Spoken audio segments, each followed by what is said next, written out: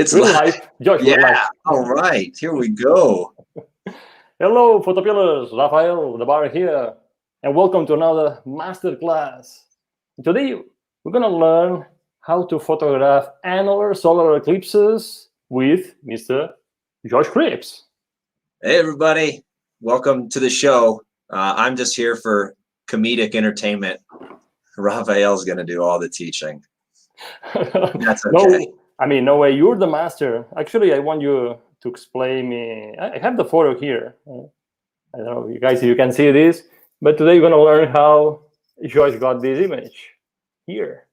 The camel and the annular eclipse. Awesome photo. I love it, man. Congrats. Thanks, man.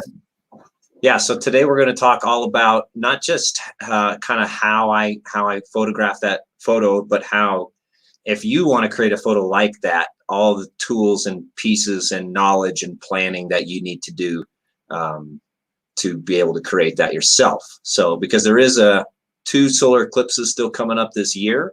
There's one on Sunday, another annular one. It's in kind of an inconvenient spot for a lot of people. And then there's a full solar eclipse, total solar eclipse in December down in Chile and Argentina. So there's some cool opportunities. Are you planning to go down there? Maybe. It depends on the travel restrictions. Yeah. I would love to. And I have an idea for a potential shot. But one of the issues, and we'll talk about this more in the class today, is the angle. You know, the total solar eclipse goes mostly across the ocean, and when it crosses the land, it's like in the middle of the day, so it's really high up in the sky. So it's a big challenge. In fact, I'll talk a lot about one of the reasons why I chose the UAE for my annular eclipse is because of the timing. Yeah, it's very important. The elevation of the sun at the time of the eclipse, it's key. It makes allow you to align it with some interesting subject or make it more difficult. But to start with, Josh, for the people that don't know you, I mean, who is Josh Cripps? Can you talk about? I know that you love to talk about yourself, but give us a hint or two. Yeah, sure thing, Rafa. So let me go ahead and I'll jump over to the presentation if that's cool. Awesome. Yes. Yeah, awesome. So everybody's seeing that. Yeah, and hey, everybody out there, I'm seeing your chats come in. I don't know that I'll be able to respond to everybody because they're coming in fast, but say Dream out there. So hey, everybody. Anyway, so yeah, my name is Josh Cripps, and I am a full-time wilderness landscape photographer, and I live in a place called Mammoth Lakes, California. And I've been doing full-time landscape photography now since about 2012. And mostly what I do is I'm an educator, really. And so I'm teaching classes and tours and giving presentations. And I do this all around the world, in California and in New Zealand. And was anybody out there going to be at the PhotoPills camp that unfortunately we just had to cancel? I was going to be there as one of the presenters along with Rafa. We may have somebody. We have Bruce Leonard, by the way, from Oregon. That he came to the first camp in America. Yeah. Okay. Cool. Yeah. Hey, Bruce. Oh, there. I see your name. Yeah. So that's a lot of what I do, and nowadays I'm totally, utterly addicted to photographing the full moon, which we'll talk a lot more about today. But I wasn't always. In fact, when I got started in photography, I was really all about these kind of landscapes, these huge, epic, grand landscapes where you've got the in-your-face foregrounds, the beautiful mountains in the background, the gorgeous, epic light in the sky, right? This was what I was all about. I just want to get out there with my 14mm lens, smash you in the face with a foreground, have some epic light in the sky. So I shot this kind of photography for a lot of years. I got started in 2006, that's how the kids are saying it these days. That's when I first bought a camera.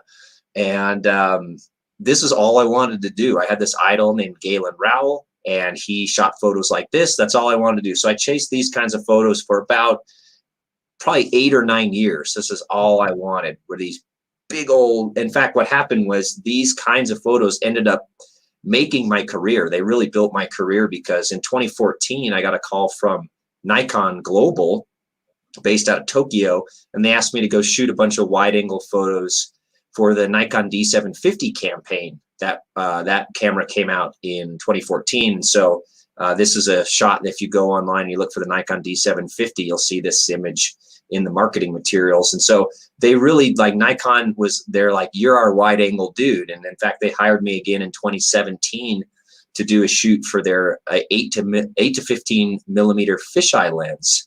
And so I flew down to Patagonia and did a bunch of landscape photography with this not just wide angle, but insanely wide angle fisheye lens.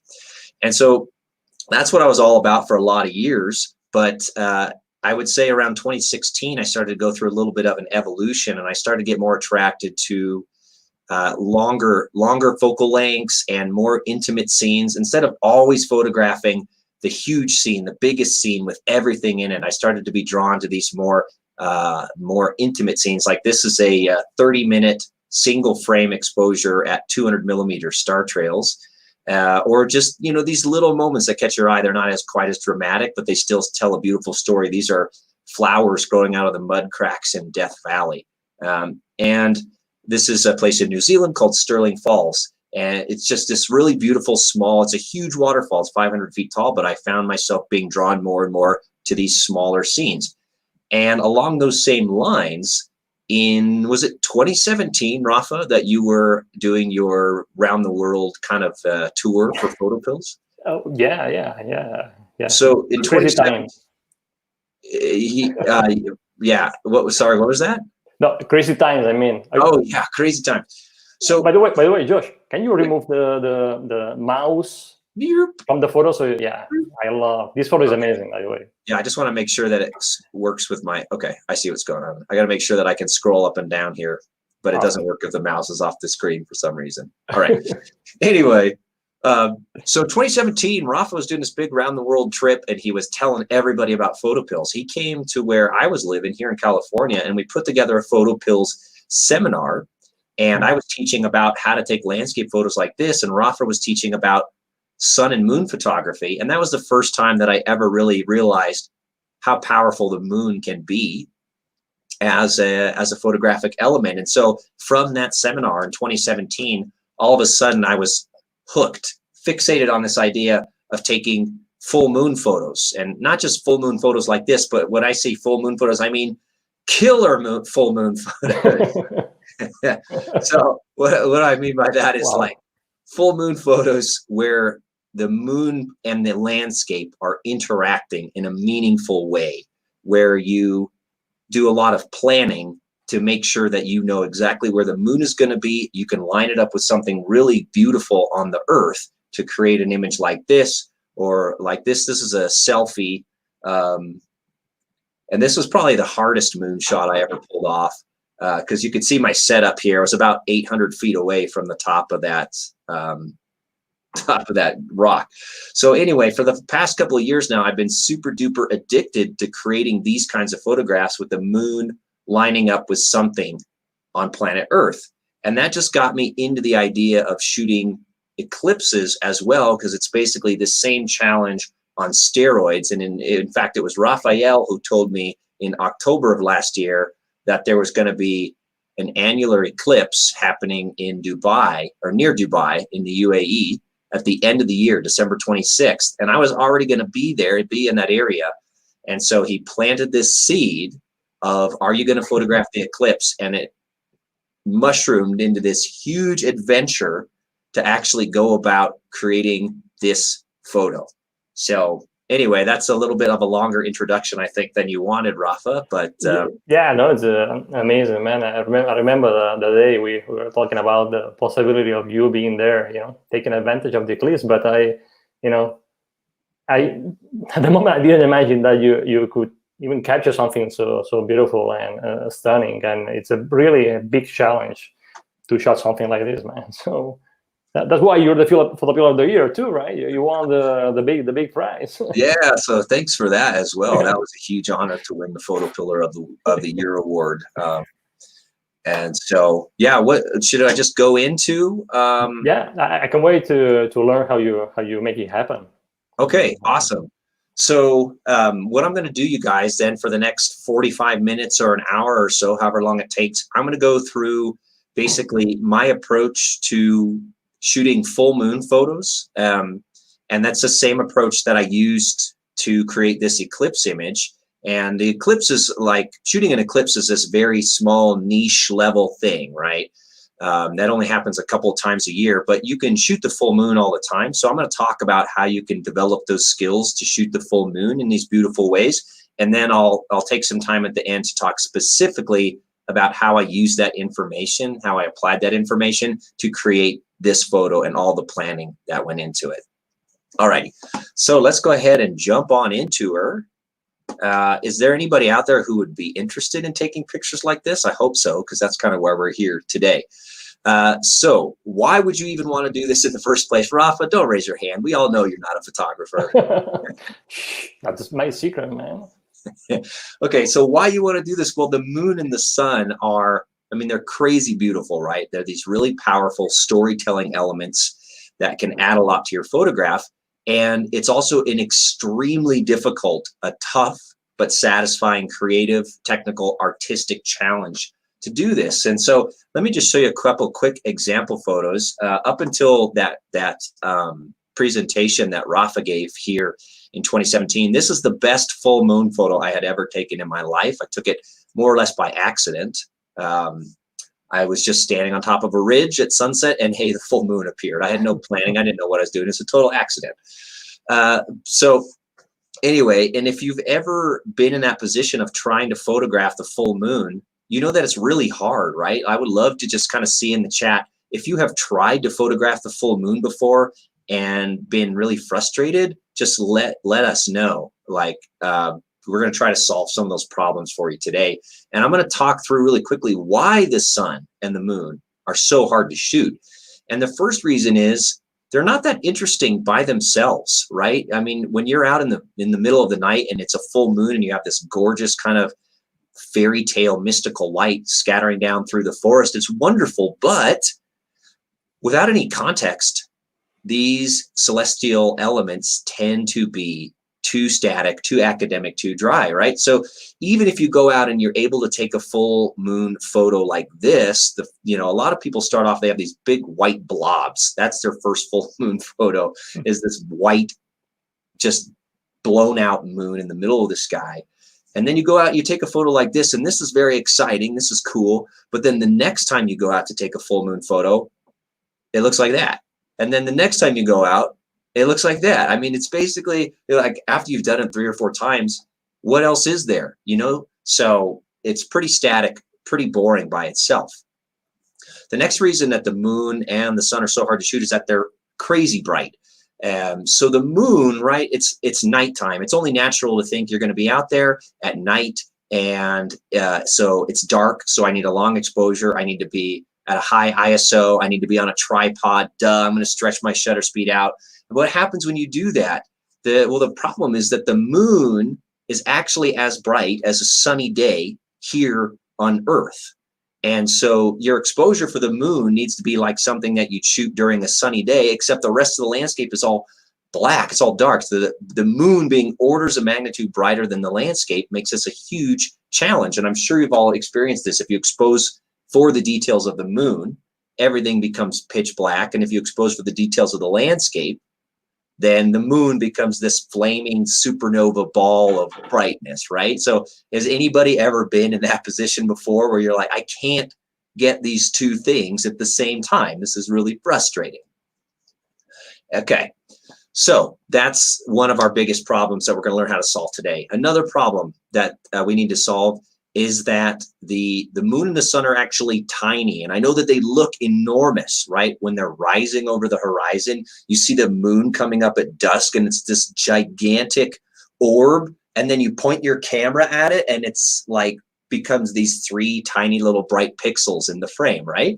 So, and that's because the moon and the sun are only actually about half a degree in diameter. And that's so small that if you take your hand and you stick it out at arm's length like that, your fingernail is big enough to cover the size of the moon. So it's actually very, very, very tiny. And I know you all have experienced this. You get out there with your camera, your lens, you're shooting at sunrise. This is a 14mm shot. And out of all of the real estate of the frame, look, that's the moon. Come on, that's ridiculous. It's so hard to make it fill the frame. So yeah, I see it all in the comments out there. This is all people are like, I'm frustrated. It happens every time. Absolutely, you guys. So we're going to figure out how to solve that issue today. Okay, and the final reason, the fourth big reason that the moon and the sun are so hard to shoot is that they're very squirrely. They move around. They really move around a lot. So they move a lot and they move fast. The sun moves its own diameter roughly every 120 seconds, and the moon moves its own diameter roughly every 160 seconds, which means that even if you have kind of everything lined up and you're zoomed in, you've got this awesome alignment, in the time that it takes the moon to go from fully visible to half visible is just 80 seconds roughly. And so in another 80 seconds, it's going to be gone completely. So even if you have everything all lined up, you think you're on target, the moon and the sun, boom, they're just moving around. They're not playing nice with it. So you got to be super ready. Okay. So the other thing that the moon and the sun do, they don't set straight up and straight down. It's really easy to conceptualize this cartoon world where, you know, they just go, they rise up and they go straight up into the sky and they go across and then they go straight down the other side. But that's not true. Depending on where you are, your latitude on the Earth's surface, right? The moon and the sun are going to rise and set at these crazy angles. So let me show you an example of that. This was my very first full moon photographing experience, and I thought the moon was going to set into this little notch right here. But I live at about a 42, I forget what it is here, 40-degree latitude or something like that. The moon does not set straight down. It sets at a crazy angle. So keep an eye over here. The next frame, look at the change and how far the moon moves laterally as it's setting. And then it actually ended up setting way the heck over here. So if you think you know where it's going to set, probably it's going to set somewhere else. Unless you are at the equator, that when you get the moon rising and setting like super vertical. Totally, totally, absolutely, absolutely. Okay, and the other thing that the moon and the sun do that is makes it a fun challenge to shoot is that they set and rise in a different spot every single day of the year. In fact, they're only in the same place in the sky roughly 2 times per year. So basically on either side of the solstices or equinoxes, the moon and sun will kind of be in the same place in the sky. Otherwise, they're in a different spot every single day. So if you go out and you're like, okay, I'm going to shoot the full moon as it sets over these mountains, but for whatever reason, you miss it, like your camera runs out of battery or you run out of space on your memory card or whatever happens, the moon sets into some clouds and you think, you know what, I'll just go back the next month and shoot the full moon the next month. Well, the next month, the full moon's way the heck over here. So then you have to wait, you know, a certain amount of time. You might have another chance this year. You might have to wait till next year. So it's always moving around. Okay. And in terms of eclipses, I'll just add a quick little note right there. You know, these are even rarer because you have to wait for the moment when the moon and the sun overlap each other. And that's incredibly unusual. It only happens a couple of times per year. And then to actually see totality where they're fully overlapped is even rarer. It can only be seen from a few small areas on the Earth, and we'll talk more about that a little bit later. Okay, so those are the main 4 problems that you have to solve when you want to take full moon photos. But if you can solve those problems, it's amazing because the moon and sun are such powerful visual storytelling elements. They have a ton of charisma. Just check these photos out. So this is just down the road from me. It's a place called Convict Canyon. And this shot, which is quite boring in the pre-dusk light compared to this one, it's the exact same scene, but all I did was the moon appeared. And look how much more powerful and interesting this photo is. It's not even a great photo, but just having the moon in there gives it something special. Or like this. This is a photo from the Tasman Glacier in New Zealand, totally bluebird sky day. And I actually just photoshopped the sun out of this photo. But look at what a difference it makes when you have something in that celestial object in the frame, how much more powerful and compelling the photo becomes. All right, so let's look at exactly how we're going to start solving these problems. The first one we talked about is that the moon and the sun on their own just aren't that interesting. So the solution to this is really simple. You just want to shoot it when they align with something cool on the Earth, right? And what this does is it gives context to the photos, creates a connection with your viewer, it brings it home for your viewer, right? Because it's really hard to connect personally with these objects that are 200,000 miles away, whatever the moon is, and the sun is 93 million miles away.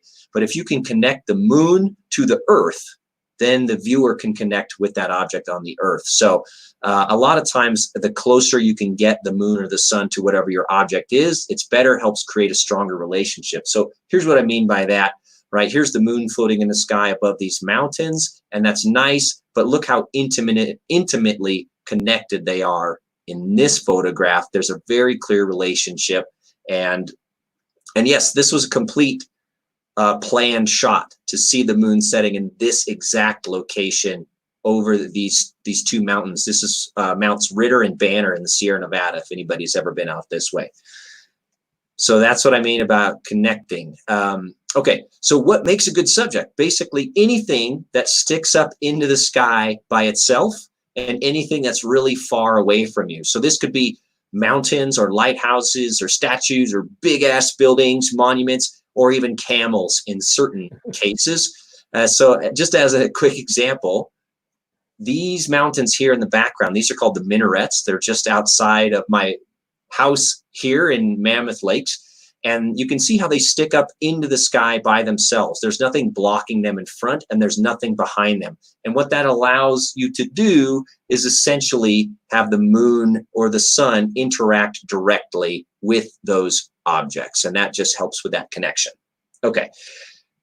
Now, how far away? I said it should be something that's really far away. And you have to decide for yourself how far is far, because the distance that you are from your subject, that determines how big the moon is going to appear relative to that subject. So a simple way to think about this is the bigger you want your moon to appear relative to the subject, the farther away you need to be. Now, the moon's not actually going to change size in your frame. It's just going to look bigger compared to whatever else you have in your frame. And there's a really easy rule of thumb, which is called the rule of 100. You basically take your distance from the moon or from the subject and you divide it by 100. That gives you the size of the moon. So for example, using these minarets, this is about 10 kilometers from where I was set up shooting to the mountains. And so if I take 10 kilometers, I divide it by 100, that gives me 100 meters. So that's going to be the relative size approximately of the moon compared to my subject. And so this is exactly how you can kind of figure out, like, for example, that the shot I had of the selfie with me and the moon.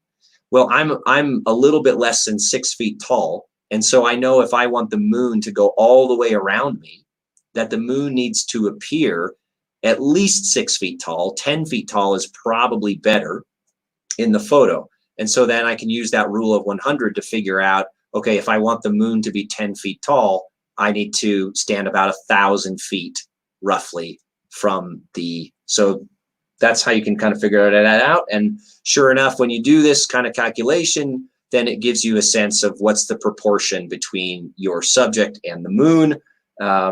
You know, here's another example. This is Mount Whitney, the highest mountain. Josh, yeah. and the same rule applies to the sun for eclipse, for example. Yes, yeah, absolutely. So in an incredible celestial coincidence, the moon and the sun appear almost exactly the same size in the sky. I mean, that is just an amazing coincidence, and that's what gives eclipses, I think, such an incredible power. And so, yeah, and we'll talk more about that when I get into the eclipse section.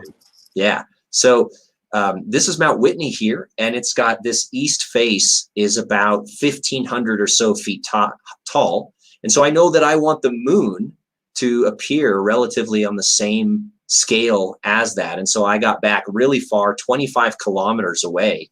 And that means the moon's going to be about 250 meters tall, about 850 feet.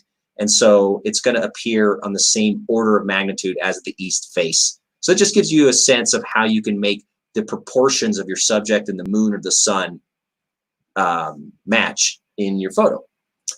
Okay, so how do we solve the problem that the moon and the sun are crazy bright? Well, let's just talk about the moon for a second, and then we'll talk about the sun in a little bit. But the easiest way to solve this problem when you're shooting the moon is that you want to shoot around sunrise or sunset. And that's because the landscape is also being illuminated as well. Now, if you're shooting around the moon over some different kinds of buildings, then you can shoot at all kinds of different times, right? If the buildings are being lit up at night, then that really helps. But basically, you're just trying to get light on your subject and light on the moon at the same time. So if you're shooting a natural scene, this happens around sunrise or sunset, and actually it happens automatically because the full moon and the sun are always opposite each other. So basically, when you're at full moon, as the sun is rising, the moon is setting. And as the sun is setting, the moon is rising. So it's very convenient. It's very handy. And I have found personally that if you're shooting within about 10 minutes of blue hour or about 20 minutes of golden hour, that is really nice window so that you can get good light on the landscape and the moon. Now, of course, you can shoot during the day as well. That's fine. But the quality of light is going to change a lot, right? The reason that I love shooting within this really small window is that it gives a beautiful color to the landscape and a beautiful color to the moon. It's not just bright daylight, bright daylight, bright daylight. So if you're shooting, say, before the sun comes up, then the moon tends to take on this nice warm glow. And shooting right around sunrise, it can take on the colors of the sunrise. And here you can see an example of after the sun has actually come up, it's got warm light on the landscape and the moon has taken a completely different hue, this blue color. So the timing of when you shoot affects the coloration of the moon as well, which is a really fun little wrinkle to put into things. But that's my recommended time, about 10 minutes to 15 minutes on either side of the sunrise or sunset is a really perfect time. Yeah.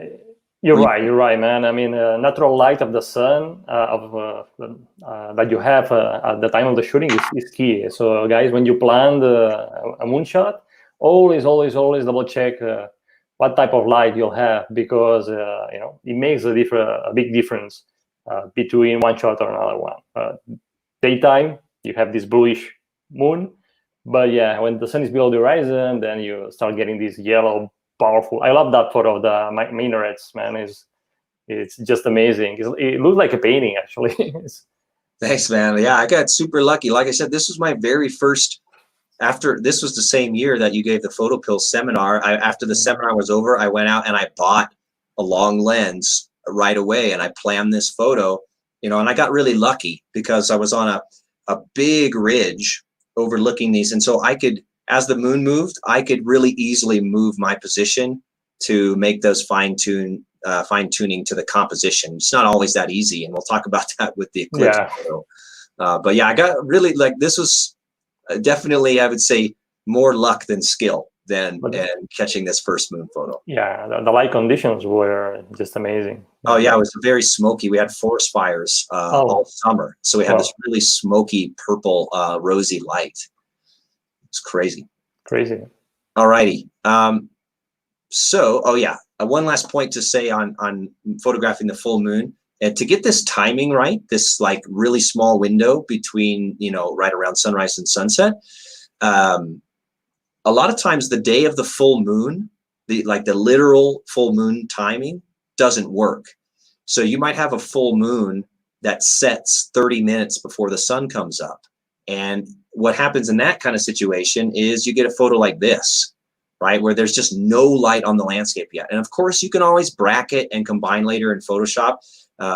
Me personally, I like to do all of these in a single exposure. And every photo that I'm showing you in the presentation is a single exposure. It's not to say you can't, like I said, blend stuff later, but I like to do it in a single shot.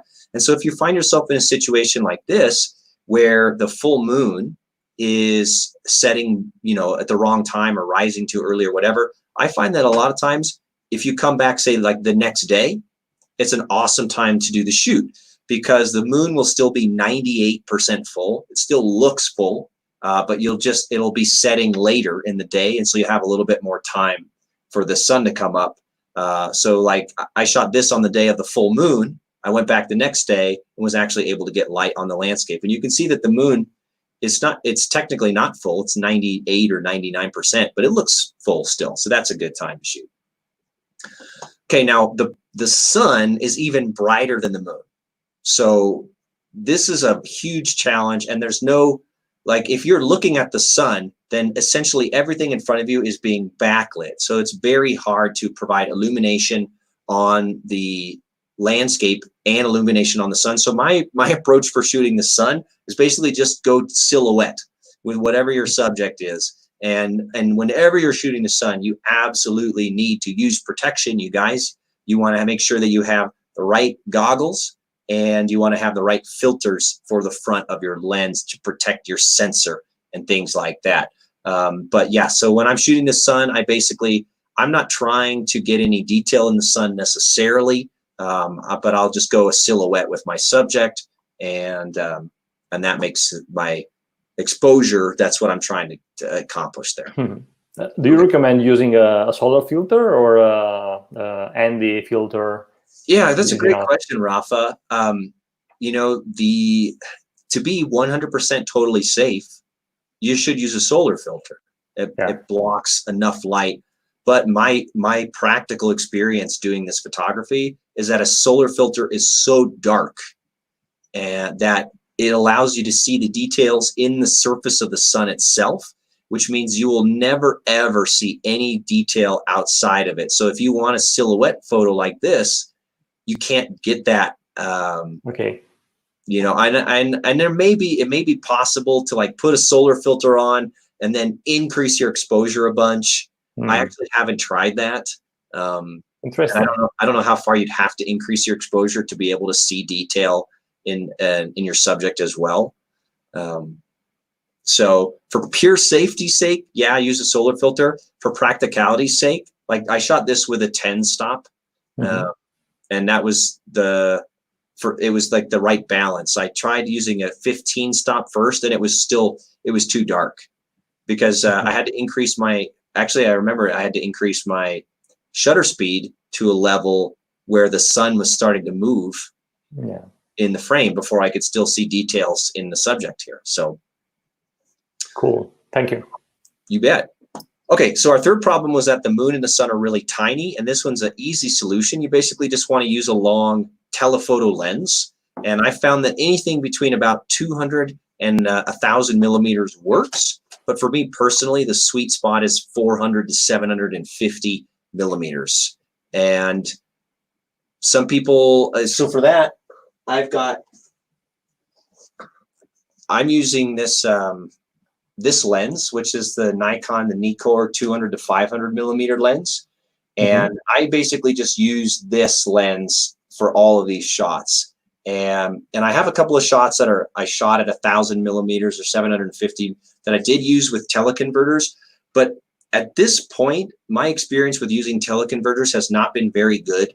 I find that the image quality suffers, and even more importantly, I find that the physical performance of the lens suffers. So in terms of getting focus, in terms of being able to react quickly, I have lost or almost missed shots because of the teleconverters. So now I basically just use this lens natively on the camera, and I crop in. If I need to crop, I crop in post, and that's fine. Interesting. Okay, so, and that's, yeah, like I said, that's just been my personal experience. It may be different if you have like a 500 millimeter f4 lens, you know, a $6,000 or $8,000 lens, and you put a teleconverter on there, maybe you're going to get better performance. But the lens that I'm using, it's an f5.6 lens. And so if I put a teleconverter on there, it really slows down the autofocus. It really slows down a lot of things about the lens. So, well, Arthur says that the teleconverter of Olympus works very well. So that's great to hear. That has not been my personal experience. And I know that in situations when I'm trying to react quickly in especially in low light situations, that the teleconverter has really hurt the performance of the lens, but I'm happy to hear that's working for you. So if it works for you, use it. If it doesn't work for you, don't use it. Cool. So just to give a couple quick examples of some different focal lengths, this is a 110 millimeter shot. You can see that the moon is quite small in the frame. This is a 440 millimeter shot. And for me, this is a really nice focal length because it gives a good balance between the scene, giving some context to your viewer, making it recognizable. There's a sense of place, but still having the moon quite large in the frame. And of course, you can always zoom in more and more and more and more and more and more. And that's what I wanted to do. When I first started doing moon photography, it was like, I need more millimeters. I need 1,000 millimeters. I need 2,000 millimeters. I need 10,000 millimeters. Give me.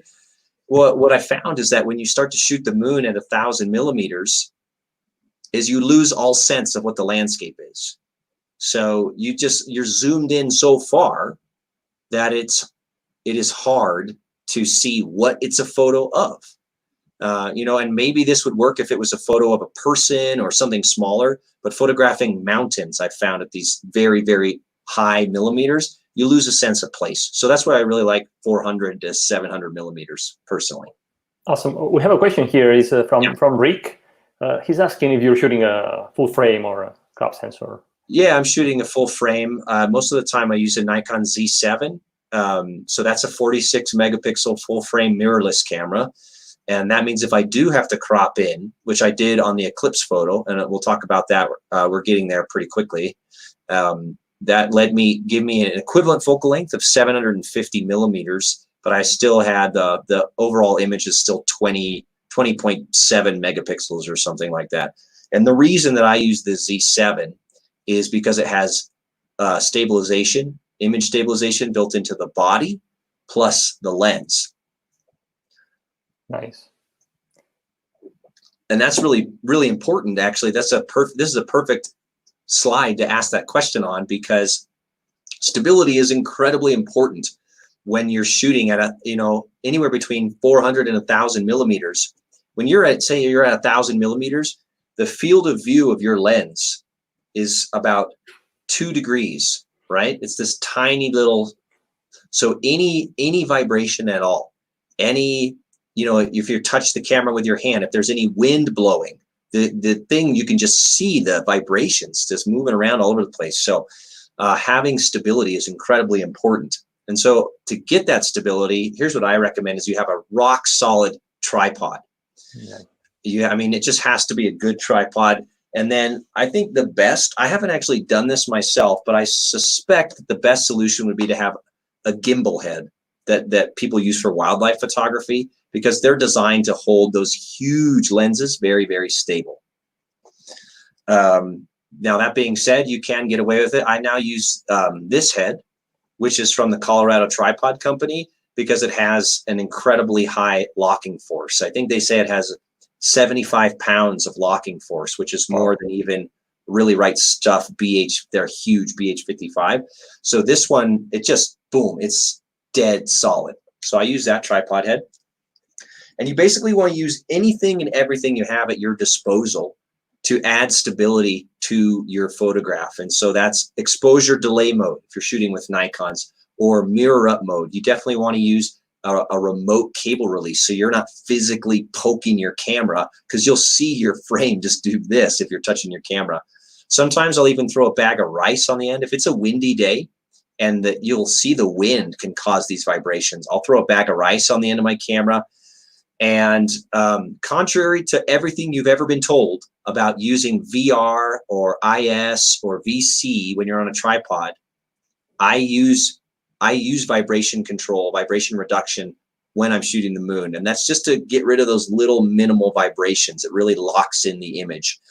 And I try to target a fast shutter speed, as fast as possible. I found that you need at least a 20th of a second minimum. And the faster you go, the better. And that's to prevent a couple of things. One, it prevents any motion blur, but it also prevents, as you start getting, the moon again is moving fast. And so if you're zoomed in on it and you're using a half a second shutter speed, you're going to see actual motion trailing from the moon moving. And yeah, so to get that faster shutter speed, you definitely want to be thinking about increasing your ISO. And the final thing that I want to mention in terms of stability is atmospheric effects. So there's going to be a point where you just can't, for whatever you do, get any sharper picture of the moon. And that's because there's a lot of atmosphere between you and your subject. And you can see this. You'll see, you know, if you take a 500 millimeter lens and you zoom in on a mountain that's 10 miles away, you'll see it doing this in the frame. You'll see all the atmosphere just kind of moving around. So, you know, there's like, you can do as much as you possibly can to get good sharpness, stability, high shutter speed to freeze the motion of the moon. But you're probably not going to see those super crispy details just because of all the atmospheric effects anyway. Awesome. Are there any questions on that part before we? There is one question about the teleconverters. Dimitri is asking, why do you need an AF? Can you get by using MF? Yes, absolutely. You certainly can. You can like use live view, zoom in manually, do your focus. Absolutely. I have found personally that the final moments of shooting a photo like this are always chaos, because you create this plan and you got everything set up. You think it's perfect. You think you're totally in the right spot. And then you realize that you're half a kilometer too far to the south, or the moon is going to go into a cloud bank and you need to shoot sooner than you thought. And so me personally, the chaos of the moment builds. And so everything I can do to kind of make my life simple in those final moments of a shoot, I try to. And so what I tend to do a lot of times is I will autofocus on the moon because it's really bright. Say you're in the pre-dawn hours. There may not be enough light on the landscape to actually see anything to focus on, but you can always focus on the moon because it's so bright. So I tend to do that autofocus on the moon and then lock off, turn my focus to manual so that it can't hunt around. So yeah, you can do that manually.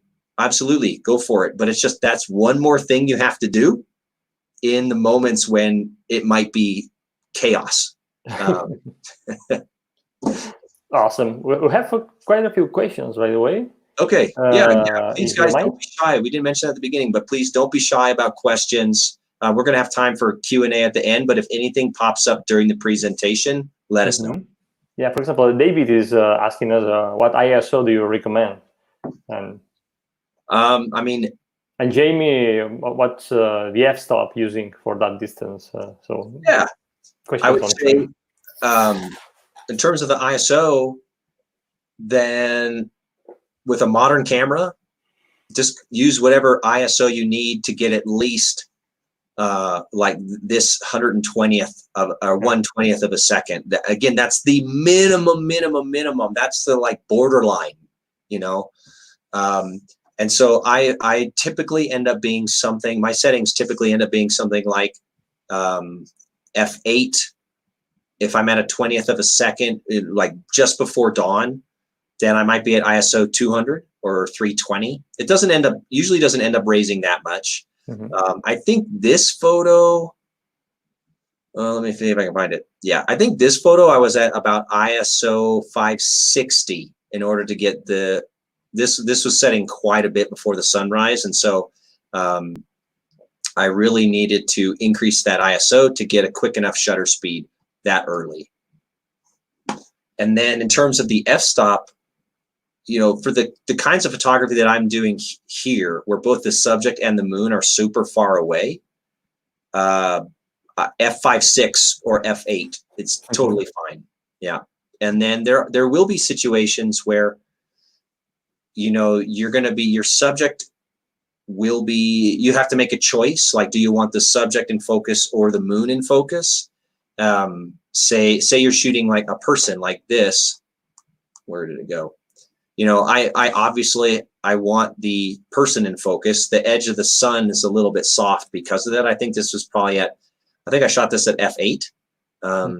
So, but I don't really care all that much personally about having the edge of the sun be a little bit soft. But for any of these other moon photos like this, then they're both, the subject and the moon are so far away. Oops, now we're getting into the eclipse stuff. That f5.6, f8 both work perfectly to have enough depth of field. And I like to shoot at those because it's, you know, good image quality. I would rather shoot at f8 if I can than stop down to f22 and have a really soft image. Yeah, Dimitri is asking us about the focusing. When you focus on the moon, isn't it at infinity? Is it the same? No, it's not. So it's close, but if you just take your lens and you rack it all the way to infinity, you'll actually focus past the moon. And I'm not 100% sure on the technical part of why that is, but I think it has to do with infrared photography. Rafa, do you know? I believe that the lenses, modern lenses, are designed to focus past infinity because if you're shooting infrared, it allows you to focus the infrared light correctly. I could be totally wrong about that, but I think that's the answer. That's a good question for Antoni Clavera, probably. Tony, yeah, where are you when I need you? Yeah, I've never shot infrared, so I don't know that, but that's what I've heard, something to do with that. But yeah, so I think it's really important to make sure that the moon is sharp, you know, zooming in on live view or using autofocus, because if you just spin the focus all the way to infinity, you'll find that the moon is out of focus. Awesome. And we have a last question about the slide you just covered. It's from Maricel. And she's asking us, would the polarizer filter help with the atmospheric effects? I imagine it will affect the shutter speed, though. No. Yeah, it'll definitely affect your shutter speed. You know, most polarizers are about 2 stops of light that they eat. So that's going to affect your shutter speed, your ISO for sure. You know, my gut feeling is no, it's not going to make a difference because, you know, polarization works most when you're pointed 90 degrees away from the sun, and it doesn't work at all when you're pointed in directly toward the sun or directly away from the sun. And so if you're shooting the full moon, you're pointed almost exactly opposite the sun, like almost on that perfect 180 degrees. So my suspicion, although I haven't tried it personally, is that it's not going to really affect those atmospheric effects. And I believe as well, it's just based on what the atmospheric effects are. It's basically causing like diffraction of the light by the different pockets of air temperature, right? And so polarization is more of a scattered light or a reflected light issue. And so I think you're going to have the light rays bending no matter what because of those pockets of different temperatures of air. But I tell you what, if you want to try it and report back to us, let us know. That'll be cool. Maricel, please help us. Give it a try and let us know. Awesome. We have the last question and then we can continue. It's from Nicholas, and he's asking if you're using a matrix metering mode or spot metering for these shots. Yeah, so a lot of the time, this is such a weird niche of photography because for most of my photography, I tend to use matrix metering, or you know, a lot of times these days the cameras have the preview histogram, and that's even more accurate than matrix metering, right? So I'll use that preview histogram. But when it comes to this kind of photography, I don't rely on the meter at all. I rely only on the histogram because it's just a weird exposure, right? You have, if I go back a bit, this is a perfectly fine example. What do you think the histogram for this photo looks like, right? You have a big spike of shadow, and you have like no midtones, and you have a huge spike of highlights as well, right? So the camera is going to be like, how do I don't know what to do with this. So, I mean, you could certainly use like spot metering on the moon and just, you know, bias the meter so that the moon is almost blown out, but not quite blown out. But personally, if you have a camera that has that preview histogram, I would just use that, because it's way easier just to look at that histogram and to move it, you know, until it's like, okay, the moon isn't blown out and the landscape isn't clipped, I'm good. And, you know, and when it comes to shooting the eclipse, I'll talk about that. It's even more of an extreme histogram, right? There's not this, you know, quote unquote perfect balanced histogram when shooting an eclipse. It's like black, nothing, white. So it's a very interesting exposure situation. Nice. All right, shall we go on? Yes, let's go on. Please. Killer. Okay, so our final problem that we're solving is that the fact that the sun and the moon move all around, and basically the only way to deal with this problem is you got to have a bulletproof plan, and that's exactly what PhotoPills is designed to help you create. And what it lets you do is you have to basically take into account the azimuth and elevation.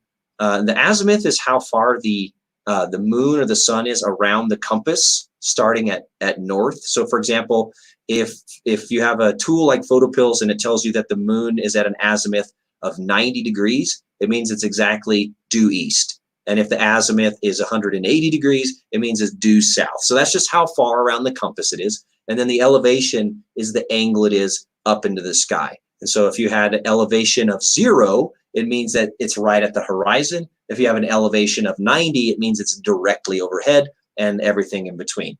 So you basically just need to understand where the azimuth and elevation of these two celestial bodies is going to be at any specific time. And then you want to match that up with the azimuth and elevation difference between you and your subject. And when those two things line up, then you're going to have perfect alignment between whatever it is you're shooting and, say, the moon.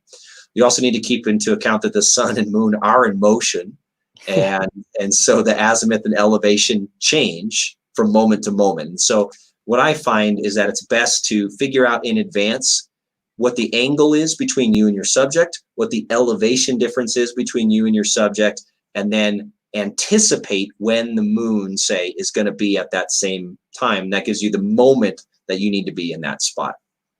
And you also need to just take into account, like we talked about earlier, the distance between you and the subject. That determines how big the moon or the sun or whatever is going to appear.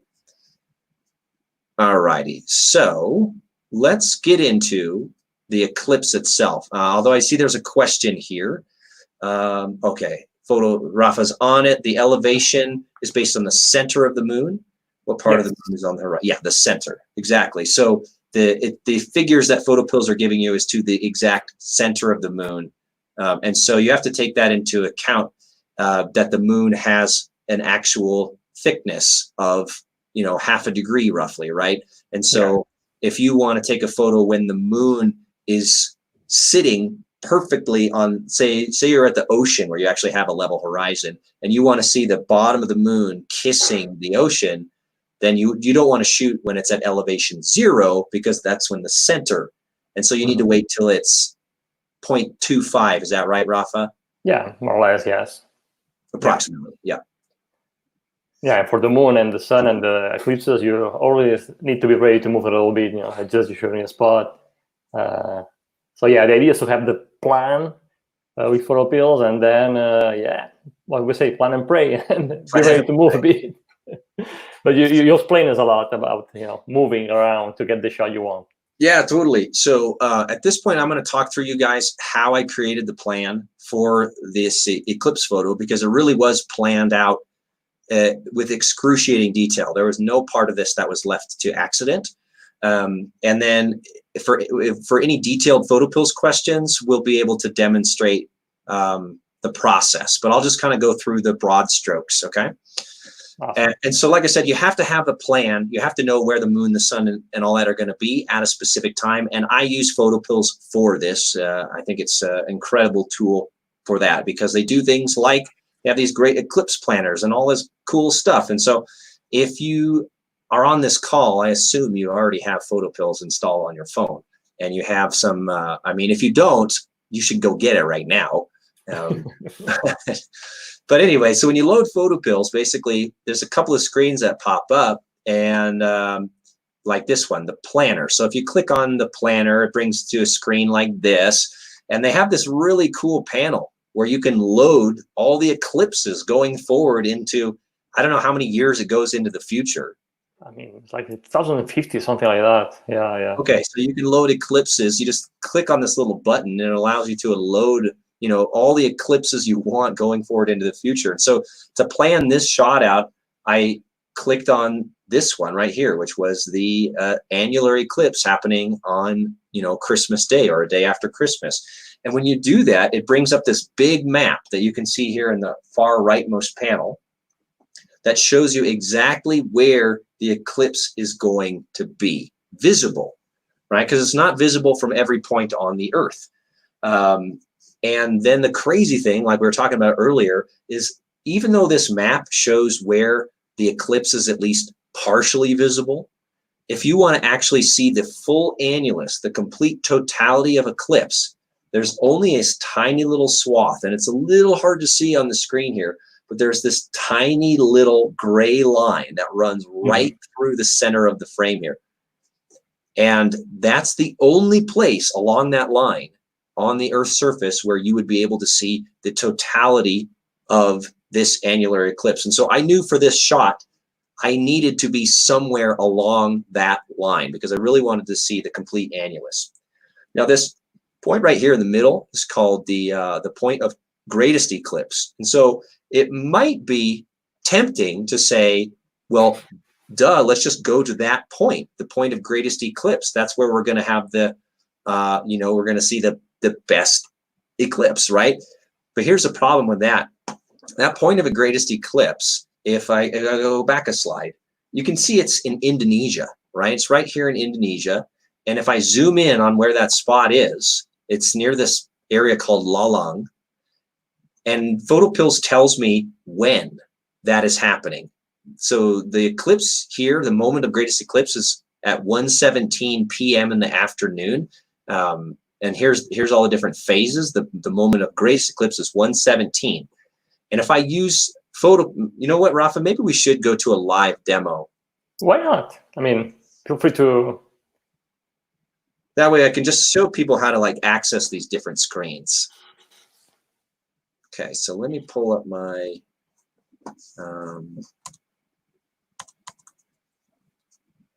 yeah? Yeah, that's the PhotoPills. Yeah, we see it. Cool, great. Awesome. So let me go ahead and load the Eclipse then. Oh wait, I'll get there. I'll get there. If you need help with PhotoPills, just let me know. So yeah, I've been doing a lot of shooting at Mono Lake, so I'm at Mono Lake right now. All right, so you can see these panel at the top. You can swipe left and right on these panels to access these tools. And if you swipe to the right, you end up getting to this panel, the Eclipse. And so basically, it'll start off like this, no Eclipse is loaded. You tap the button, and it brings up this, and you can scroll through and select the Eclipse that you want. In this case, I wanted this one, this one. So that's the annular eclipse. And you can see how here it's saying eclipse not visible. And that's because I'm in the Western hemisphere. So I need to zoom out, zoom out, zoom out, zoom out, zoom out, zoom out, zoom out. Well, you know what, let me turn off the Milky Way so it's just a bit easier to see. Zooming out, keep it out. Okay, now I'm out far enough I can actually see where the eclipse is going to be visible. There we go. So as I was saying, you know, if you think like, okay, the best place to be is the point of greatest eclipse here, you know, if I drop my red pin on that point, what it's telling me, if I scroll one more panel to the right, you have all the phases of eclipse. And you can either use the timeline down at the bottom to actually scroll through, you know, scrub through the time. And you can see here, this is one of the coolest things, showing you what the eclipse appears like at that moment. Or you can actually tap, you know, on these little icons here to jump to that point in time. So I want to jump to the point of greatest eclipse. Boom. So I'm tapping. Yeah, here. Tap and hold. Long press. There it goes. Yep. Sometimes my phone doesn't like my finger. You're using Android, right? Yeah, Android. Okay, so it's moved the timeline automatically here, and it's showing the path of the eclipse as it goes across the sky here. But what's the problem here? If I'm going to scroll back through these panels here, because remember, like I said, you need to know the azimuth and elevation of the, in this case, the azimuth and elevation of the moon and the sun are identical because they're in eclipse, right? They're overlapping perfectly. So if you scrub to the left on these panels, you get to this panel right here, which gives you the azimuth and elevation of those two celestial bodies. Now you can see that the elevation here, which is how high the moon and the sun are off the ground, is 65.58 degrees. That's really high into the sky. So if, remember we were talking about, if you want this to be an impactful photo, you need to align the moon and the sun with something on planet Earth. And it's incredibly difficult to shoot up at 66 degrees and align the eclipse with something on Earth. So I knew that really wasn't going to work to be at the point of greatest eclipse. Instead, I want to shoot the eclipse when it's near the horizon, which means basically either right after sunrise or right before sunset. So if I zoom back out, those points are either over here somewhere in the Philippines, where it would be in eclipse right around sunset, or over here in the Middle East, where it's going to be visible in eclipse right after sunrise. So I had to weigh my options. Do I go to the Philippines or do I go to the Middle East? And I figured it was, one, I was already going to be in Dubai for a conference, so that was handy, A. And two, I figured shooting it in the desert would give me a much greater chance for clear skies. So that was basically how I kind of made that decision to go ahead and shoot somewhere in the Middle East. But I still had to figure out exactly where. So let me jump back to the presentation. Yeah, cool. Awesome. This has been fantastic. Thank you, Josh. Yeah, of course. Are there any? No, at the moment, everybody is pay attention. Great. Yeah. So basically, I knew that I wanted to photograph somewhere in the Middle East, but I didn't know where exactly. Now, anywhere you can see this the black swath there. In fact, maybe it's easier to see on this guy. So this black line, this big black shadow, if you stand anywhere within that shadow, you're going to see the full annulus, right? And PhotoPills actually shows you that. It's incredible. And these panels up here, again, I'm swiping this way, and it shows you what the eclipse looks like from the point. So if I drop my red pin, say here,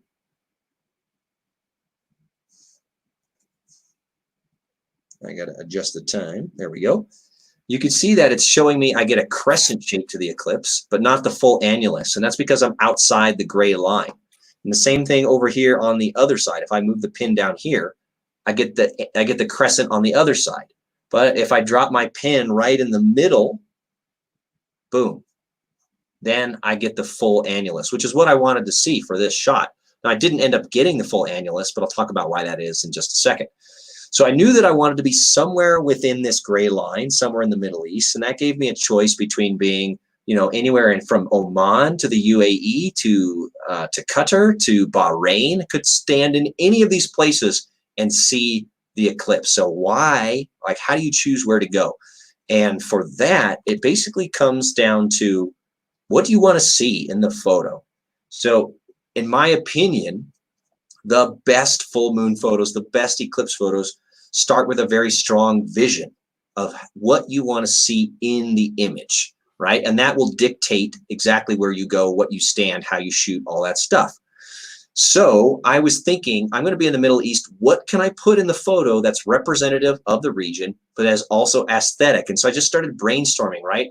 I could maybe figure out a way to put a mosque in the frame because they have those cool crescents on top of the minarets. or I could get a person, a Bedouin, or maybe I could get some kind of an animal like a camel or a horse, or somebody holding a falcon, or maybe some sand dunes, right? So I'm just coming up with all these different ideas. And in the end, I decided probably the easiest thing to do would be to get some kind of an animal, a tame animal that I can have a person holding, and that I can, you know, get the moon over. So basically, I drew up a sketch of what I wanted to see. And I figured if I have a camel, which to me is very evocative of the Middle East, with the eclipse behind it, that would be fantastic. And you'll notice here specifically how I drew the size of the sun, the size of the eclipse. I wanted to see the camel encircled entirely within the eclipse, okay? And that is very important, the relative size of those two things, in determining exactly where you stand, where you put the camel, all that kind of stuff. So I basically decided, okay, I know what I want to see for my subject. How, where, and how can I make this happen? And for that, I have to basically, I'm going to jump forward a couple slides here and give a massive shout out and thank you to two friends who live in Dubai, Danny and Kertu. And if you guys want to see some amazing photography, here are their Instagram handles. Please follow them. They were instrumental in helping me make this happen. And so I started, because we were just out camping in the desert with them. And I asked Danny, hey, I'm thinking about how can I get a camel? Do you know a place where I could get a camel? And he goes, yeah, let me think about it for a second. And I think I can make it happen. And it was so wonderful, because he's like, I know a guy who does these workshops with camels. So let me call him up. So he calls that guy up. And that guy goes, yeah, I know a guy who owns a camel farm. So let me call him up. So he calls that guy up. And that guy goes, well, let me call the worker on the camel farm to see if he's available. And he'll text you back. So basically it was like from me to Danny to this other photographer to the owner of the camel farm to the worker on the camel farm to try to get it arranged. And he was like, okay, yeah, so here's where the camel farm is. It's in this place called the Liwa Oasis. Will that work for you? And so I looked up the location of the Liwa Oasis, and sure enough, it is right smack bang in the middle of the eclipse spot. So I was like, this is perfect. So that really helped me narrow down where to shoot, right? Because it's like there's all these questions, these logistical questions you don't think about. Okay, even if I want a camel in the frame, how do I get a camel? Where the heck do I get? So this is actually great advice for any time you're shooting, is connect with local photographers. If you have some project you're trying to make happen, connect with the locals, because they know they can help you make it happen. So again, a huge shout to Danny and Kertu. I couldn't have done the shot without them.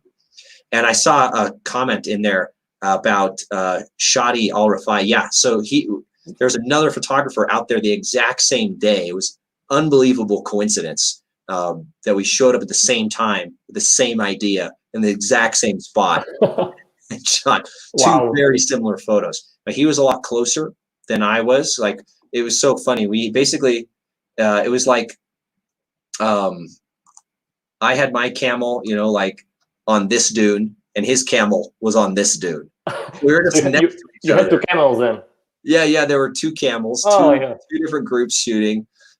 He was a lot closer, and I was a lot farther back, because, like I said, I wanted this. I wanted that sun to go all the way around the camel. So I knew exactly how far back I needed to be. Anyway, so I figured out that Liwa Oasis, we could make this camel shot happen. Yeah. So the next step is to figure out, like, where do you put the camel? Where do you stand, right? Yeah. And now the nice thing again here is PhotoPills is kind of giving you this information on a silver platter, right? It's telling you that the eclipse, at the moment of maximum eclipse, which is 7:37, these figures are kind of small. Rafa, can you see that okay? Yes. Okay, great. So at 7:37 a.m., the sun and the moon, the eclipse, are going to be at these exact figures. They're going to be 118.6 degrees around the compass, and they're going to be 6.15 degrees up into the sky. So what does that mean? That means I need to find a dune somewhere in this crazy dune field where I can put the camel and it's going to be exactly 6.15 degrees up into the sky, and that I can move around a little bit. It's much easier for me to move as the photographer than it is to move the camel, right? So we just put the camel, boom, camel's going to be on this dune, and I'll be down on the flats, and I'll move around until I'm exactly 118.6 degrees azimuth and 6.15 degrees from the camel. Now, if only it was that easy, right? Because well, on the map you have the direction of the sun, which helps you. it does. It helps a ton. So knowing where the sun is going to be is very important. We basically, there were two really, really, really important variables, which was the shooting distance and the sun angle, right? And so like I said, I knew that I wanted the sun to go all the way around the camel. And so I've got to figure out how far back do I need to stand in order to see that, which means first I need to figure out how big is a camel. And I mean, camels, they're big, man. They're a lot bigger than I realized. So the camel that we used, he was about 2 meters tall, and he was also about 2 meters from nose to tail. And we were talking to the guides there at the camel farm, and they said, you know, we have to have somebody holding the camel, because if you don't, the camel is just going to wander off. Okay, so now it's not just a camel, but it's a man plus a camel. And so that's going to be about 3 meters, maybe about 10 feet wide. So I need the sun to be at least 10 feet approximately, you know, wide, which means that I need using that rule of 100 or using PhotoPills, figuring out how far I need to stand back. I need to be about 300 meters roughly. And I use PhotoPills to figure this out much more precisely, but I need to be at least 300 meters back to get the sun, the eclipse, to be the size that I want it to be. Okay, so now I not only have to figure out the exact angle, I need a dune, right? So we have the sun angle, 6.15 degrees up, and we have the distance. So now I need to find, this is actually not our camel. This was like the bull stud camel that they kept at the camel farm. So this was the Papa camel. He made all the camels on the camel farm. Huge. This dude was huge camel. Anyway, so we have to find a dune that from the distance of roughly 300 meters out is 6.15 degrees up off the horizon. And so we basically just spent an hour or so on an ATV driving around the dune field and trying to, we used the augmented reality to get a PhotoPills to get a sense of where's the sun actually going to rise, what's the right angle, what dunes. But there really was no other choice than just like doing the legwork, just doing the hard work of going, okay, I think this dune could work. It's about the right angle, but we had to measure it, right? We actually had to do a very accurate measurement of the height and the distance. And the only way to do that was to walk up to the top of the dune, right? And then place a GPS point. And then like we had a GPS point on the ground where we were thinking about shooting from, and then we'd go up to the top of the dune, and then we'd look at the difference. Is it 6.1? Oh no, this dune is only 5 degrees up. Okay, we got to go to the next dune. Okay, is this one? Oh no, this dune is 7 degrees. We got to go like halfway down. We just got to do this try to like painstaking measurement. So eventually we did find this dune that was the right measurement, right? It was 1,000 feet away, 6.15 degrees up, and roughly in the right direction. And the azimuth in this case is a little bit easier to deal with because I am shooting down in the flats below the dunes, and I can just move back and forth to get the sun angle to align exactly where I need it, right? So by doing that, we ended up coming up with this. This was the exact plan of shooting the eclipse. We found a dune that was it wasn't 6.15, it was 6.02 degrees up off the horizon, up from the shooting location. And you can see it was 303 meters away from the shooting location. So this was the plan, and the eclipse would basically, boom, if everything worked out right, pop into place at the right time. Now that didn't happen. Yeah. I'll explain in a second. But does this planning process make sense so far to everybody? Are there questions about how we came up with these numbers and how this all works? Yeah. It's the way to do it, man. Is you figure out an initial shooting spot, and then when you see the eclipse, start to move a bit, and then adjust the shooting spot. That's it. That's it. Run fast. yeah, run fast in the sand.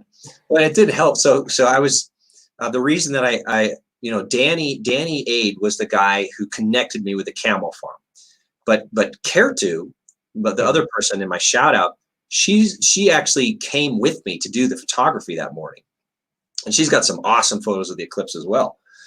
And so she drove us out there, and the whole time we're out there, she's like, I don't know, Josh. I don't think you did your plan right. I don't think it's gonna work. I don't think it's gonna. I'm like, God, have a little faith, like, because here's the thing, you guys, the math always works. The math, if you know how to do the math, it always works. But there are other variables that come into play. The weather comes into play. The other thing that comes into play is the accuracy of the measurements that you have. Yeah. So, Rafa, you'll have to tell me, but I believe that the elevation data in PhotoPills is based off of Google Maps. Is that right? Yeah, it's based off Google Maps, and of course with dunes that change, the changing elements, it's hard to tell. Correct. That's the reason it's super important to double check also with the AR, so more or less that okay, it's gonna happen. Yeah, I think in this case the AR, it's a great tool to make sure that you're more or less at the right shooting spot, and then be ready to move to adjust it. Correct, because there's uncertainty in all these tools, right? Yeah. The Google satellite data that provides the terrain information, it's only accurate to like 5 or 10 meters. Mm-hmm. So in it could tell you that the sand dune is 6.15 degrees up, but it might actually be 6.3 degrees up because there's just not enough accuracy in the measurements that the satellite data has, right? Yeah. And then the same, if you're using AR on your phone, it's limited to the accuracy of the compass in the phone, So if you have if you have a magnet or something near your phone, it could tell you, oh no, the eclipse is going to be over there, right? And it's like, oh, it's just screwed up. So you have to plan it as best you can, and then be ready to scramble. Yeah. And that's exactly what happened that morning. So we're sitting out there, and we got the camel in place. We knew exactly where to put him on the dune. The guy's up there. Everything's great. We're just waiting. Then the eclipse starts to appear, right? And it becomes clear immediately that the dune that we had the camel on was actually taller than we thought it was.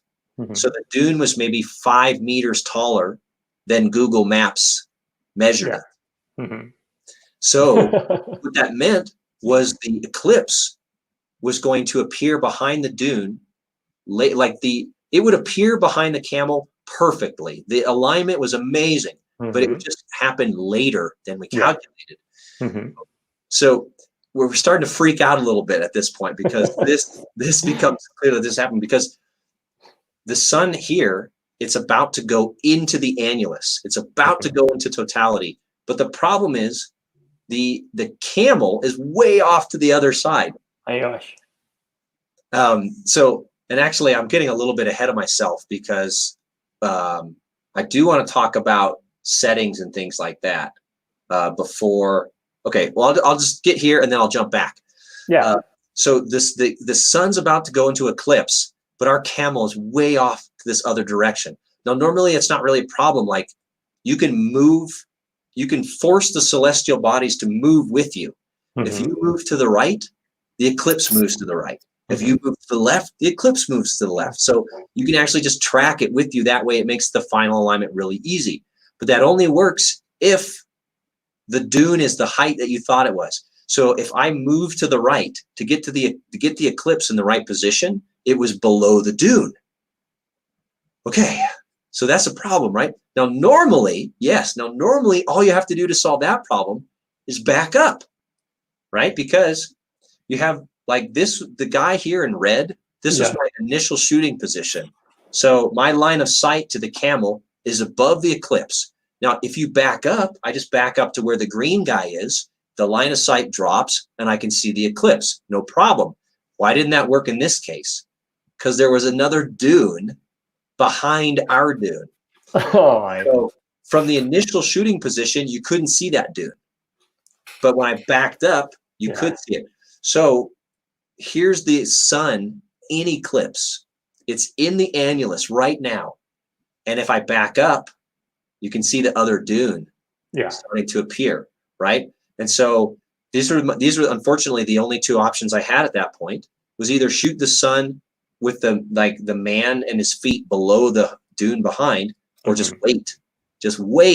And that was the most painful 2 minutes of my life, waiting for the eclipse to rise above the dune, because I knew that by the time it came out of, by the time it was fully visible above the dune, it would be out of eclipse. Yeah. So the ideal situation would have been have the camel on this dune. But we didn't know that at the time because we were limited by the accuracy of our calculations. But eventually the eclipse did appear behind the camel, and then it was game on. I mean, we were going like crazy. We were just screaming our heads off, like yelling, "That's visible! There it is! Get over here! Come on, get!" Because you could we'd go over to the sun to see where the eclipse is, and then we'd run back into the shade because it's going to rise into view. But eventually, it did rise into view, and we were able to start creating some images. And so this is the one that everybody's seen. And you can see now the eclipse is actually out of totality. I didn't manage to capture the full annulus because of that geometric mismatch, but it's okay because I think in the end this photo ended up being more evocative of the Middle East, right? The crescent shape is just so beautifully emblematic. It's the same shape they have on top of all the minarets in the mosques. So I was very, very happy, and I shot. I think I have 120 different compositions or different shots as the moon continued to rise. So I have a lot of different photos from that morning. Yeah, this is the one that I first published, and that's the one that's gotten all the attention. So I'm going to go back a little bit because I want to talk a little bit about the technique. Yeah, that would be cool. Gear and things like that, because gear. Yeah, gear, everybody's favorite part of photography. Who cares about creativity? Let's talk about gear. All right, so somebody was asking about the histogram earlier, and metering and spot metering and center matrix metering. And that was one of the biggest challenges for this shot, was how do I know what's the right exposure? Because I'm going to have something that is incredibly bright, impossibly bright, contrasting with pure silhouette. So there's only two tonal values essentially in this image, right? Pure white and pure black. And there's a little bit of haze. So, but anyway, so I had to think, what do I want to see? And my artistic goal for the photo, basically, as I've said here, I want the photo to be dark enough that the man and the camel is a silhouette, but it's bright enough to have rim light coming around the fur and the clothing. Now, do I need any detail in the sun? No, that's not important to this photo for me. So the sun can be blown out. That's fine. But I do want the man and the camel in focus and razor sharp. The sun doesn't have to be sharp because it's already going to be blown out. So it's already going to be losing some detail. If the edge is a little soft, I personally don't care all that much, right? So I think it's important whenever you're doing a photograph to think through these artistic goals. What is your intention for the photo? Because that really helps you figure out what your gear, your settings, all that stuff need to be. I knew I wanted it to be low noise, so I should be at a low ISO, and I need my shutter speed to be fast enough. If the camel's moving, if the man's robes are blowing, I need a fast enough shutter to freeze that all in place. So this was my artistic intention, and this has helped me determine, the gear that I wanted to use, because I didn't want the photo to look like this, right? If I expose it bright enough to get any detail in the man and the camel, the sun's just washed out completely. But if I expose it dark enough to get a nice sharp edge on the Eclipse, the man, the camel disappear completely. So I needed something right in between. And so the way that I did it was I actually, just as the sun started to appear, I moved out of my shooting position. I had a big X drawn in the sand, so I knew exactly where I needed to go. But I ran over to where the sun was actually shining, and I started doing test exposures. And basically, I started with, let me move on to the gear page. Yeah, so I was using my Nikon Z7 in DX crop mode, which gives me that 20 megapixel image. And the reason that I use the Z7 as opposed to something like a D850 is that one, it's a great travel camera. It's just small and light. But when you go into DX mode on this mirrorless camera, it fills the entire electronic viewfinder. And so it's better for framing, and it's easier to look through that and adjust the exposure because it's a mirrorless camera, right? It's giving me the sensor output, so I know what the exposure is. I can get my artistic intention dialed in perfectly, and I can also look through the viewfinder of the mirrorless camera without going blind, right? And the reason that I shot it in DX mode was just to get a little bit extra zoom. Whoop. Of course, you can shoot in FX mode and crop it later, sure. But like I said, by going to DX mode, it fills the entire viewfinder with that crop mode. And so I can really, really fine tune the composition nice and easily using that tripod. And then in filters, what I use there, I didn't have a solar filter with me, but I did have a 20 stop ND filter. So I started with a 20 stop, and I threw the 20 stop on there, and I got a photo like that. And I started increasing the shutter until I got a decent exposure. And it was like, I don't remember, to be honest with you, 20 seconds, 25 seconds, something crazy. So, okay, this is not going to work. It's too. So then I threw on a 15 stop filter, still too dark. I was still having long shutters to get that perfect balanced exposure. Then I put in a 10 stop filter, and that was the perfect choice. Now, again, maybe this is damaging to my sensor, to use a 10 stop filter and have a long lens pointed right at the sun. Maybe it's not the best practice in terms of what's healthy for your camera, but I'm going for this photo. I want to get this photo. I have insurance on my gear. I would hate to burn out my camera sensor, but if I can get this photo and I have insurance, I'm going to go for it. So I ended up using the 10 stop, which allowed me to get these final settings: f8, ISO 200, 100th of a second, and a 10 stop filter. Yeah, so nice. You could maybe ask the question, would an 8 stop filter be better, because then you could shoot even at a lower ISO and a faster shutter speed? Maybe. I don't know. I mean, it's really splitting hairs, because at that point, an 8 stop filter lets in 4 times more light than a 10 stop filter, so it's even more damaging to your sensor. And thankfully, I've seen no issues with my sensor at all. And I was trying to be as careful as possible. I'd line up the composition, take a couple test exposures, then move the lens and check and dial it, and then go back, quick, move it off. So really trying to spend minimal time pointed at the sun. Okay. That's a great tip. So that's how I chose all the settings and gear and all that stuff. And ended up, so at that point I had all my settings locked in. I had my filter on the front of the lens. I had the camel guy was awesome. He didn't speak any English at all. But I basically, when I put him in place on top of the dune, I drew a little diagram that said okay, we need the camel here, and then we have to have some space, and then you. And he understood perfectly. And he would just stand there and hold the camel, keep it in place. He would stand up, sit down, move around, change hands, but he always maintained this layout with the camel on one side and him on the other side, with the space in between. And it made our job really easy, because I saw somebody out there ask about, how do you communicate with? Yeah, Dreama. Actually, you know Dreama from the World Cam. Yeah, so we did not communicate at all during the shoot. Before 30 minutes, 45 minutes before the sunrise, I got the guy to the top of the dune. I drew the little diagram in the sand, what we needed. And then I said, I tapped on my wrist, and I was like, 1 hour. And Oh my God. and he just stood there for an hour doing his thing. And if the camel would move, he would move it back like to the tip of the dune. This guy was amazing. He knew exactly what we wanted. And so it's much easier for us to move as the Eclipse. And you should have seen us. I wish, oh my God, I wish that I had video of, I mean, I have some of the highlights in my Instagram stories, but we're just running. In fact, let me see if I can pull one up really quickly. It may be possible. Let's give it a try.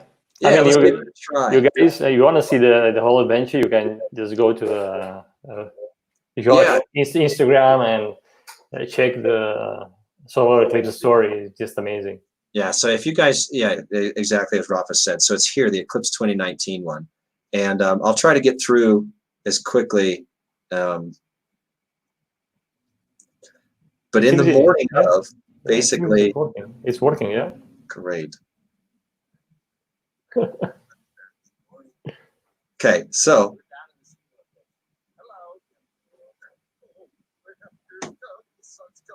this is like the sun just starting to come up. Is the audio coming through, Rafa? Not really. Is it like super low? Maybe can you turn on the volume or? I'll just narrate. I really just wanted to show like in the moment that it was working, but then this. So you could see we're just running around. Yeah. Right. So as the sun is coming up, we're just running to try to keep the alignment between us and the camel. Yeah. And so we didn't communicate with the guy at all. We just ran and we're just screaming. We're going nuts. Right. You see the picture, like you see that photo appear on the back of the camera and you're like, yeah. So anyway, there's just a couple, I'll just go through. And the last thing that I wanted to talk about was what would I do differently the next time? And I would get there at least one day earlier and watch the sun path through the estimated, like do all the planning, do all the fun stuff, and then actually see, okay, at the moment of eclipse tomorrow, where's the sun going to be? Is it in the right spot? Now, the sun's going to move a little bit day to day, but you will have a better idea of, oh, crap, this dune is too short or it's too tall or whatever. So I know I need to get the next dune. So I would get there to scout the sun path out. Yeah, definitely it's a great idea because the day before the sun more or less is going to be in the same position as the eclipse. So you can double check the elevation of the sun you need. So yeah, totally. So that's 100% what I would do is just get there a little bit earlier so that I can prepare a little more. And then the other thing that I would like to do is to be able to measure more precisely the exact elevation of the subject location. So you could possibly use a drone for that, but they of course have some uncertainty in their measurement as well. So I'm still, to be honest with you, I'm still working out the best way to make that measurement even more precise. But yeah, you could use something like a drone or a clinometer, and it would give you a little more accuracy than the 5 to 10 meter uncertainty that Google Maps has. So, and that's less of an issue when you're shooting a mountain that's 10 miles away from you. A 5 to 10 meter uncertainty is insignificant. But when you're shooting something that is only 300 meters away from you, that 5 to 10 meter uncertainty, it's the difference between having the full annular eclipse behind your subject and just having the crescent. It was roughly a 3-minute difference, if I remember correctly, between the peak annulus and the actual this, or maybe that. I think that's like a 3-minute difference. Did you use augmented reality and did you calibrate it to make sure that what you were seeing was right? Because you can calibrate augmented reality, and I think it's the best tool that we have now available on PhotoPills that give you a more accurate way to visualize the elevation. Yeah, I know you have the picture of the sun that's huge, but if you look just at the center and you calibrate, maybe is a better way to understand that you're more or less at the right position. Yeah, for sure. We used every tool that we had. We used augmented reality to just make sure that we're, you know, in the right zone. But even like augmented reality, you know, if you look at it, how accurate it really is, you have to still do a lot of like estimation, right? Like, let me go back to this slide. This one. Yeah. You know, these lines are 10 degrees apart. Yeah, it's far away. And you're trying to estimate the accuracy of your measurement to like 0.05 degrees or something. Yeah. Very challenging. So, yeah, that's what I would do differently. That's how I did the planning. And then I think we're done, Rafa. So awesome. Yeah. If you guys want to see, like Rafa said, you can check out the full story. I basically did a Instagram vlog of this whole process in motion. And so you get a sense of like what was actually happening in the field, on the ground, moment to moment, like the crazy stuff where we met the guy in the middle of nowhere on an ATV, and he's like, okay, follow me. And he took us to the camel farm and all that stuff. So yeah, it gives a pretty good insight into the craziness of the experience. Oh, so man, next time I wanna go with you, man. Next time I don't miss it. There like during the whole process, I was like, I wish Rafa was here just to double check what I'm doing. You know, because this is not typically how I like to shoot, right? I like to just go into nature, see what's happening, and take pictures of that. Yeah. This extreme level of planning, it's fun, it's a challenge, it's incredibly satisfying, but it is stressful. Holy cow, it is so stressful. You know, like I was already going to be in Dubai because of a conference, but that conference ended on the 14th and the eclipse was on the 26th. So I basically stayed in Dubai for an extra 2 weeks, you know, planning, rechecking, trying to get in contact with the camel farmer. Like, you know, we drove to the Liwa Oasis on Christmas Day, right? So it's like I gave up Christmas at home with my family and friends, and like put a ton of money, like had a hotel. Like Dubai is not a cheap place to stay. So, you know, and put all of these, like put so much effort, timing, planning, patience, and hope into this tiny little wind. Like, could you imagine what happens? You wake up that morning and it's cloudy. Yeah. It happens. It happens. Yeah. This is part of the fun, I believe, right?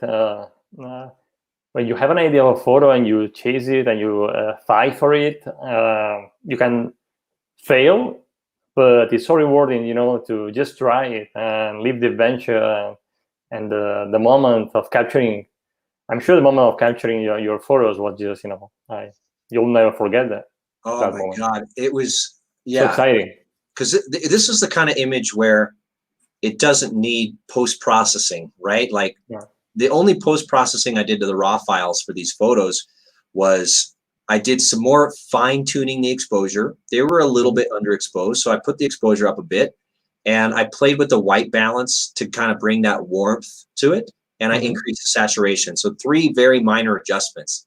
It wasn't one of those photos where you're thinking like, okay, I've got all these components, and I'm going to go home, and I'm going to focus stack, and I'm going to dodge and burn here, and I'm going to blend in the sky, and I'm going to warp this mountain. It was like the result appeared, boom, back of the screen, and it was just like, yes, got it. Yeah, it's the pure moment you're living, and I can imagine the excitement running up and down. So just amazing. It was such a rush. I mean, because the only thing I really had to check in the field was the camel sharp, was the man sharp, and other than that, I mean, it was a hoot. Like I said, we were freaking out. We were running.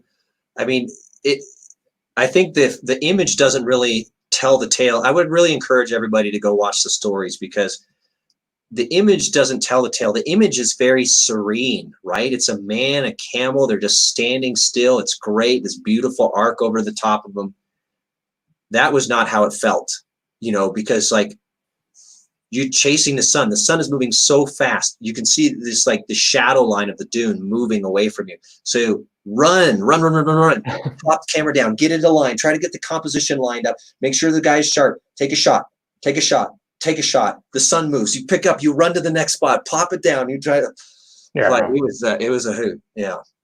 So. It's super fun. It's super fun. And then, guys, not only follow Josh Cripps on Instagram, Josh, you have an amazing YouTube channel too, where you're sharing all your photography expertise. So go and check Josh's YouTube channel. It's an amazing channel. Oh, thanks, man. Yeah, I'm really excited to restart it this year. So should be a lot of fun videos on there as well. Awesome. We have like two final questions. One is from Marsha. It's asking you, do you also carry any glasses to protect your eyes? I assume you did, right? You know, it was I didn't. I should have. So this is one of those don't do what I do kind of situations. They were, I can't remember, like people.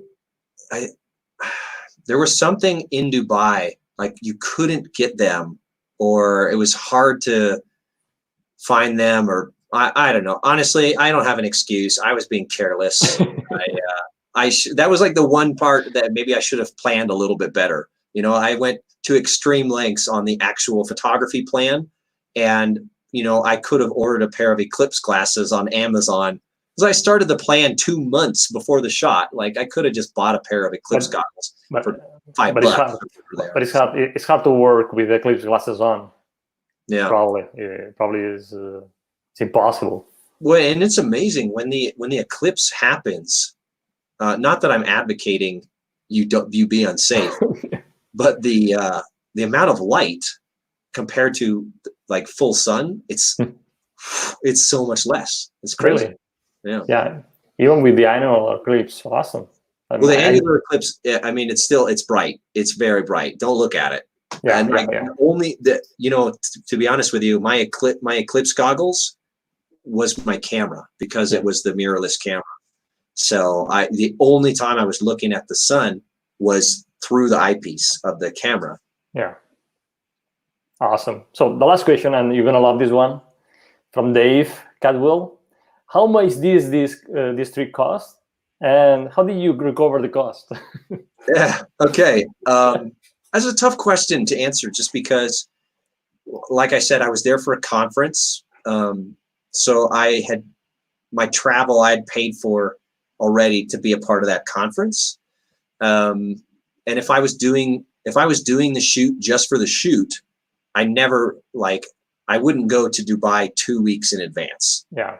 I mean, it was helpful, to be honest with you, because I was able to make the local connections.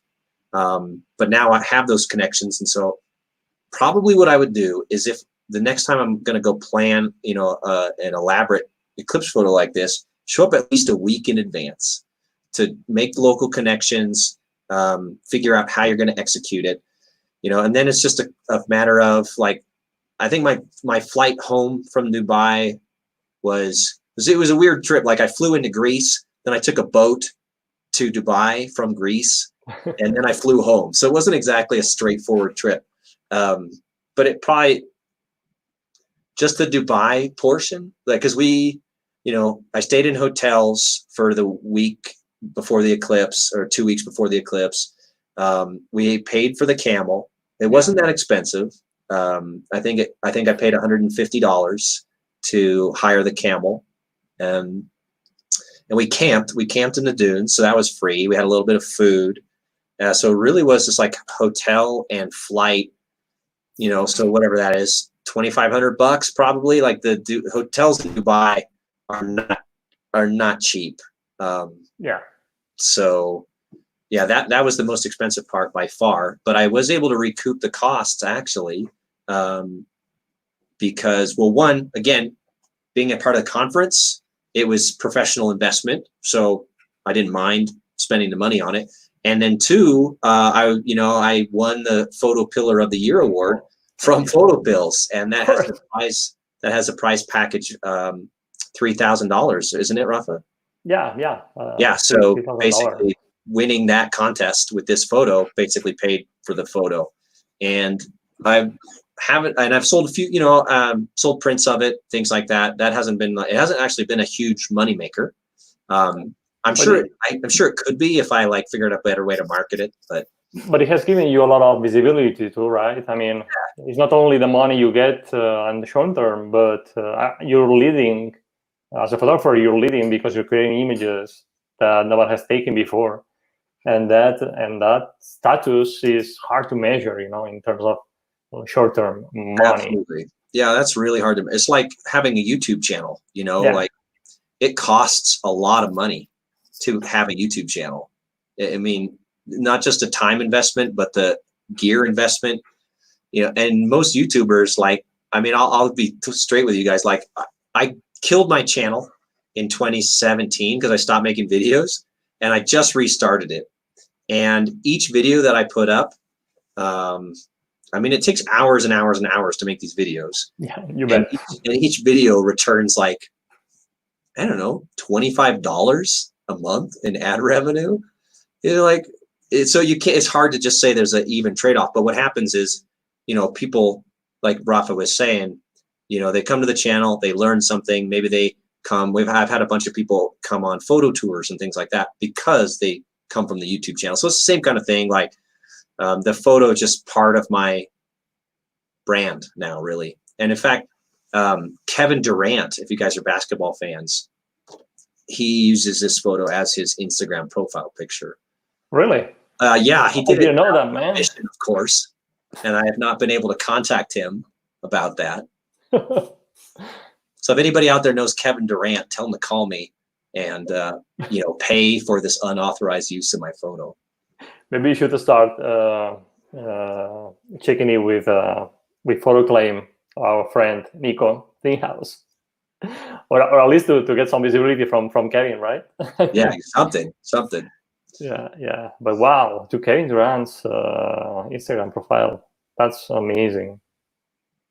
Yeah, it blew up. It was crazy, man. I posted it the same day, December 26th, as soon as we got back to Dubai, about a 4-hour drive. And then I was exhausted. So I took a nap. And when I woke up, it was just like. Yeah. I saw that you got so many shares, so many views. You got an interview from Nikon. Just amazing, man. I don't know how to say thank you, Josh, for joining us today here. We had a lot of people. And then I see that we also had another YouTuber and photopiller, Alyn Wallace, expert on night sky photography. Thank you guys for joining us. Thank you, Alyn. Hey, if you want to find more about Josh, you have the website. He's doing videos on YouTube. He also does online courses. So make sure to check that out. And as always, thanks a lot for watching. Subscribe to the channel. Click on the bell to get notified when we release the next video, and we'll see you in the next video. And remember that you have the power to imagine, plan, and shoot legendary photos like Josh did. So thank you so much, and bye-bye. Thank you, guys. Thanks, Rafa. It's been awesome. Kiss, kiss.